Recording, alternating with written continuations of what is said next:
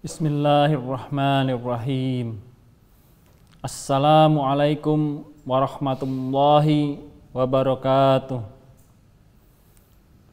Innal hamdalillah nahmaduhu wa nasta'inuhu wa nastaghfiruh wa na'udzu billahi min syururi anfusina wa min sayyiati a'malina. May yahdihillahu fala mudhillalah wa may yudlil fala hadiyalah. Asyhadu alla ilaha illallah wahdahu la syarikalah wa asyhadu anna Muhammadan abduhu wa rasuluh. Allahumma shalli wa sallim wa barik ala Muhammad wa ala alihi wa ashabihi ajmain. Pemirsa MTA TV yang insyaallah dirahmati oleh Allah Subhanahu wa taala. Sebagai orang yang beriman, tentu saja kita percaya akan adanya atau eksistensi kehidupan setelah mati atau akhirat.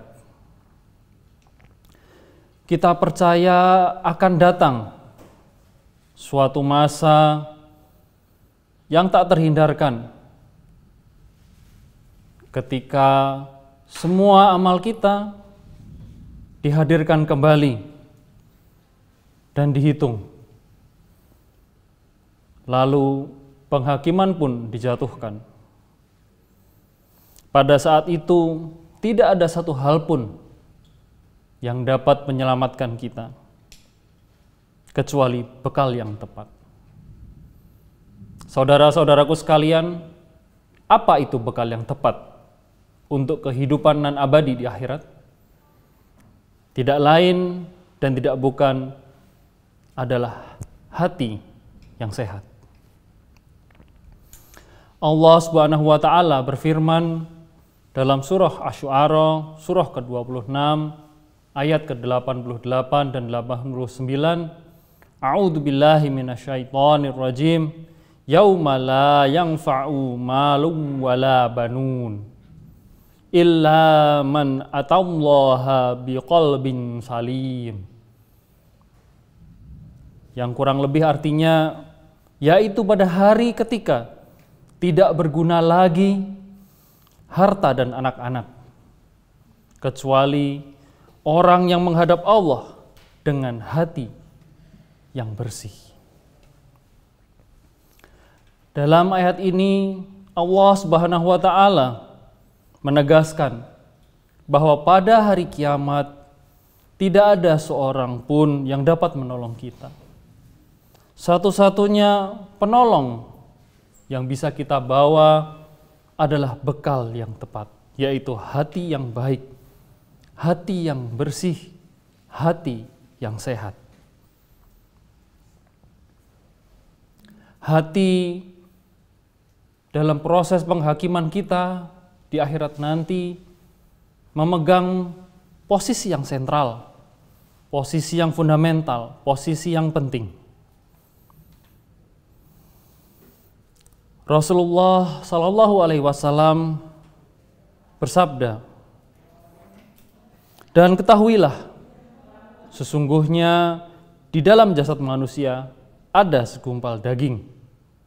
Apabila segumpal daging itu baik, maka baik pula keseluruhan jasadnya. Dan apabila segumpal daging itu rusak, maka rusak pula lah seluruh jasadnya. Ketahuilah, ia adalah hati. Di dalam hadis tersebut Rasulullah SAW menggambarkan bagaimana hati ini memiliki pengaruh yang besar. Hati menjadi penentu baik dan buruknya keseluruhan jasad kita, keseluruhan raga kita, keseluruhan raga kita, dan nilai kita sebagai manusia.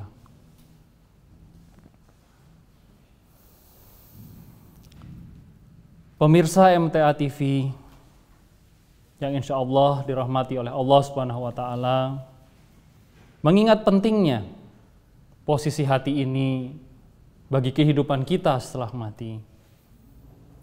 Penting bagi kita untuk mempelajari dan mengenali apa itu hati yang baik. Seperti apa itu hati yang sehat. Allah Subhanahu wa taala berfirman dalam surat An-Nahl surah ke-16 ayat ke-78. A'udzu billahi minasyaitonir rajim. Wallahu akhrajakum mim butuni ummahatikum la ta'lamuna syai'aw wa ja'ala lakumus sam'a wal absara wal af'idah la'allakum tashkurun. Yang artinya Allah mengeluarkan kamu dari perut ibumu dalam keadaan tidak mengetahui sesuatu pun, dan Dia menjadikan bagi kamu pendengaran, penglihatan, dan hati nurani agar kamu bersyukur. Di dalam ayat tersebut Allah Subhanahu wa taala menjabarkan fungsi hati yang baik. Fungsi hati yang baik tidak lain adalah menggerakkan seluruh tubuh untuk beribadah dan mensyukuri nikmat yang telah diberikan Allah. Sebaliknya, hati yang sakit adalah hati yang tidak mampu berfungsi dengan baik. Hati yang tidak memiliki kemampuan untuk mendorong pemiliknya beribadah dan mensyukuri nikmat yang telah dicurahkan oleh Allah kepada dirinya selama hidup. Dengan kata lain, orang yang enggan bersyukur kepada Allah, orang yang bermalas-malasan dalam ibadahnya, pasti memiliki masalah di dalam hatinya.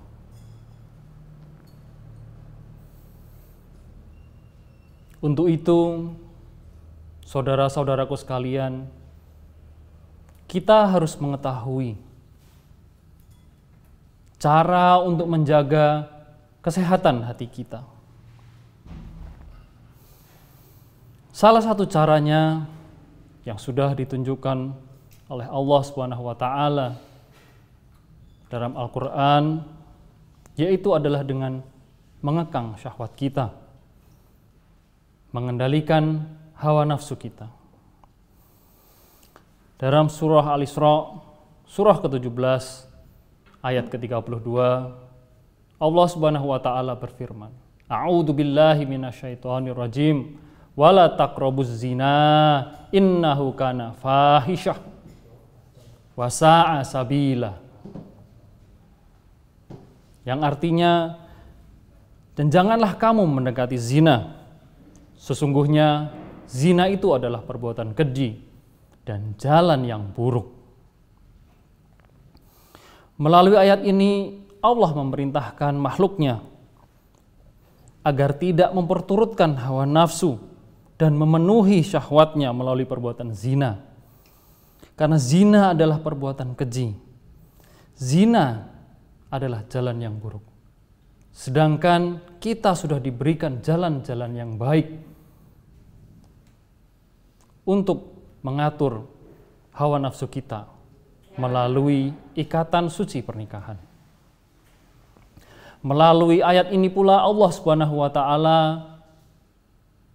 mengingatkan kita untuk tidak sekedar melakukan zina, tetapi menjauhkan diri sejauh-jauhnya dari zina. Mendekat pun kita dilarang oleh Allah Subhanahu wa taala.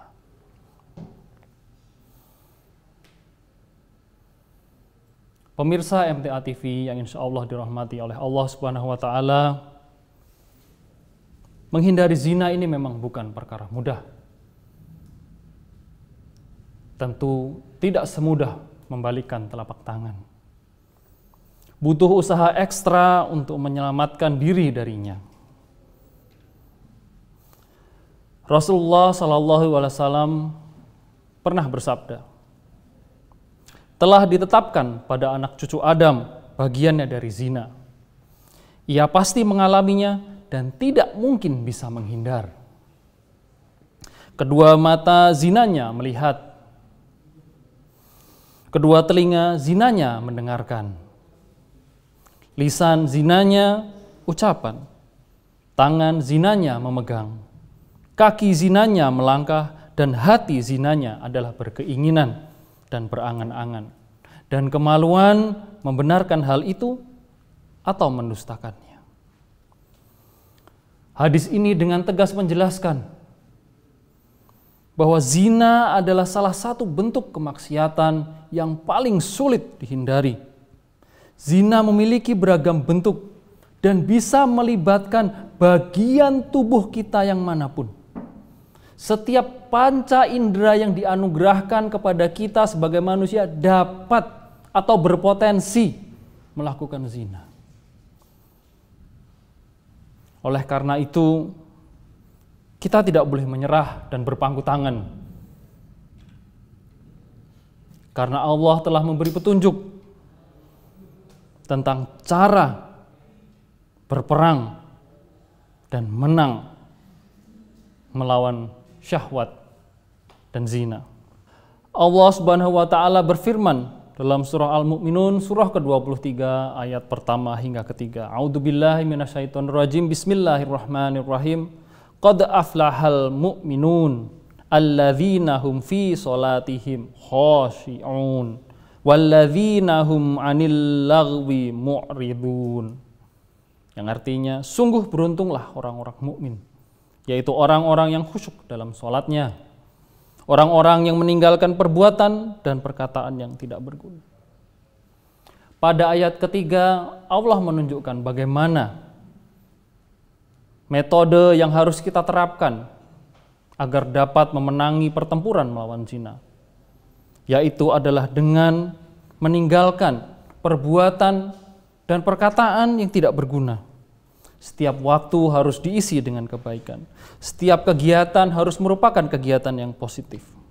Insya Allah, dengan begitu kita tidak akan bisa lagi menemukan celah sesempit apapun untuk terjebak ke dalam zina. Pemirsa MTA TV, ya insya Allah dirahmati oleh Allah Subhanahu wa taala. Sebagai penutup, saya ingin menekankan dua hal penting dalam proses mengekang syahwat ini demi membawa pulang ke negeri akhirat hati yang selamat. Yang pertama adalah kita harus mampu menutup setiap celah yang mengarah kepada perbuatan zina. Yang kedua, kita mengelola waktu sebaik mungkin agar setiap kesempatan yang kita miliki diisi dengan kegiatan-kegiatan yang positif. Dan Ramadan, bulan yang mulia ini, bulan yang paling tinggi derajatnya di antara 12 bulan, merupakan ajang yang tepat. Karena di selama bulan ini, kita belajar untuk mengatur waktu kita dalam beribadah dan dalam menjalankan kehidupan sehari-hari.